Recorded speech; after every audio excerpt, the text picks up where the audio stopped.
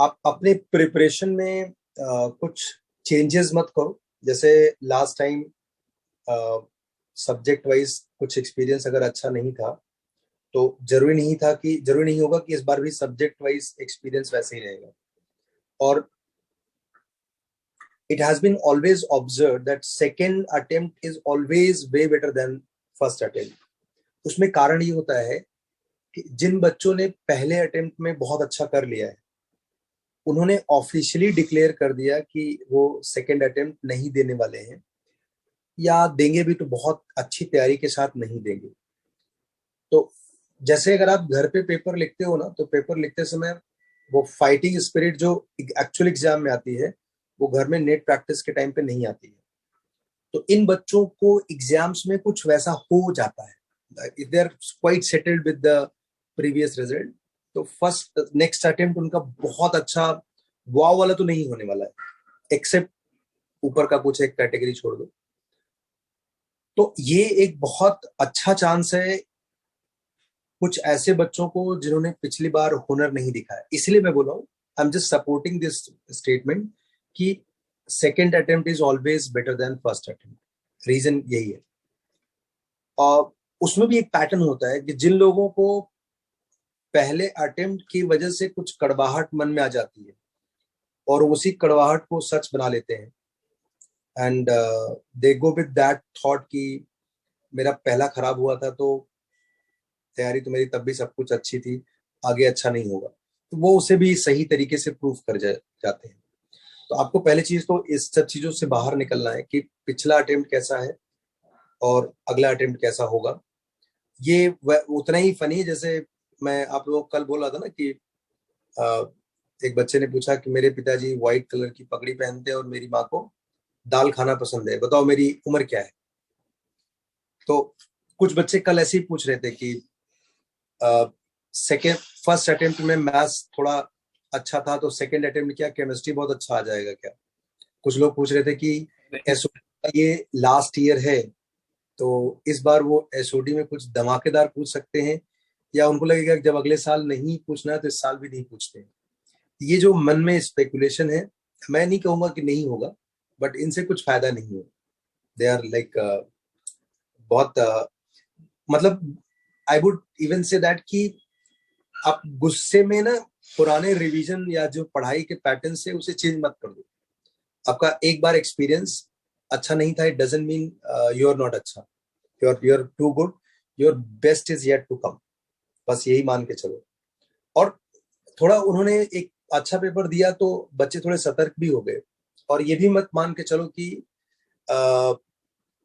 जिस टाइप के लेवल किसी एक पर्टिकुलर सब्जेक्ट में लास्ट टाइम थे, जैसे फॉर एग्जांपल केमिस्ट्री में, तो वही मतलब एक ही चीज कांस्टेंट है, that is nothing is constant. तो वो they will keep changing it. और पेपर मतलब परीक्षा का मतलब ही दूसरे की इच्छा होती है, तो आप उसके बारे में स्पेकुलेट नहीं कर सकते हो, ना ही करना चाहिए। That is not a good job. ये स्पेकुलेशन करने से क्या होता है, आप एग्जाम से पहले पहुंच जाते हो।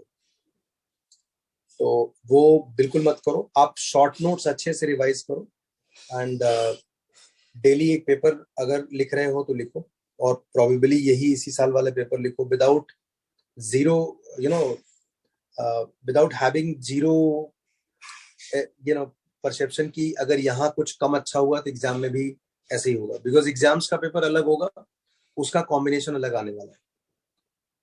तो अगर आपको पेपर लिखने से हर्ट हो रहा है, तो अगले 3-4 दिन एग्जाम्स के पहले आप अपने आप को पैम्पर करने के लिए हर वो काम करो जो तुम्हें खुश रख सके। It is very important to be happy before writing paper. और ये हैप्पीनेस अंदर से ही आना चाहिए, वो चॉकलेट बिस्किट ये सब देख करके नहीं आएगा।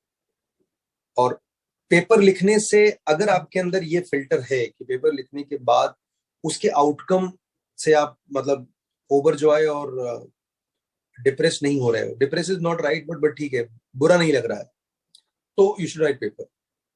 मतलब ओवर जॉय इज एक बार ठीक है, बट खराब नहीं लगना चाहिए। तो हर वो काम करो जिससे अगले 4-5 दिन तक आपका मोमेंटम बहुत अपहिल होना चाहिए।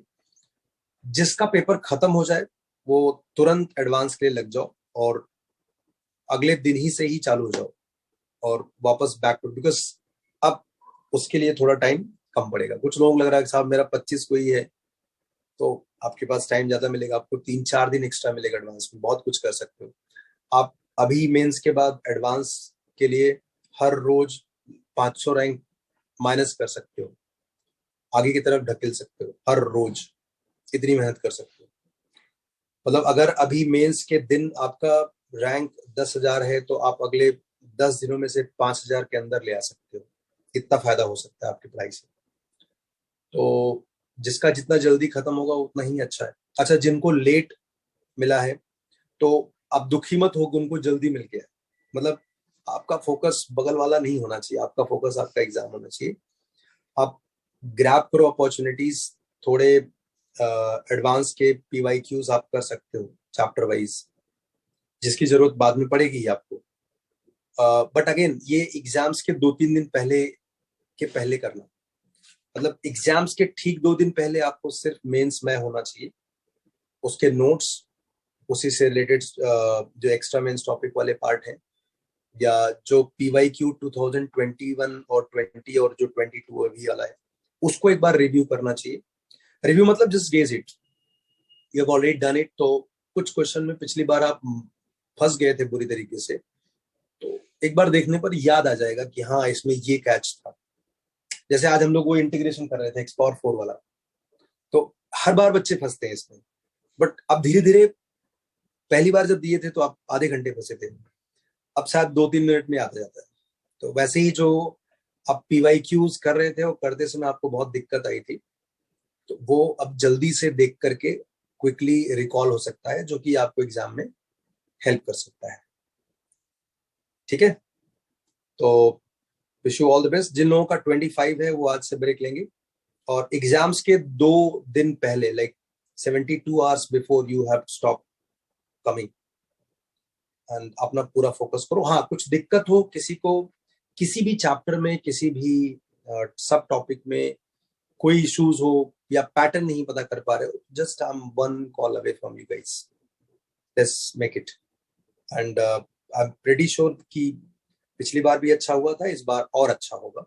एंड वैसे भी फाइनल डेस्टिनेशन ये तो है नहीं, ये तो जस्ट अ टिकट वाला पार्ट है। Just grab it and let's cruise for the advance. You are meant for that only, your main aim is that only. तो ये बीच के जो लैंडमार्क्स होते हैं, इस पे थोड़ा सा हम बहुत इंटरेस्ट नहीं दिखा पाते। और ये वैसे हो गया ना, जैसे मैं किसी क्लासेस के टेस्ट में अच्छा परफॉर्म नहीं कर पा रहा हूँ। बचपन से मेरा ड्रीम उस क्लासेस के टेस्ट में परफॉर्म करना थोड़ा था, मेरा ड्रीम तो कुछ और था। तो वैसे ही your main goal is IIT advance. तो इंटरमीडिएट आपने जब आईआईटी एडवांस, जब आईआईटी के बारे में सोचा था, तब मेंस था भी नहीं। तो सडनली बीच में कुछ ब्लॉक्स आ गए, you are not well prepared for it. तो अगर उसमें कुछ कम ज्यादा हो भी जाता है तो तुम्हारा मेन टारगेट बदलना नहीं चाहिए बिकॉज ऑफ दैट। ठीक है, चलो, bye bye, enjoy. Sir thank you sir, bye sir. Sir आपके पास डिफरेंशियल इक्वेशंस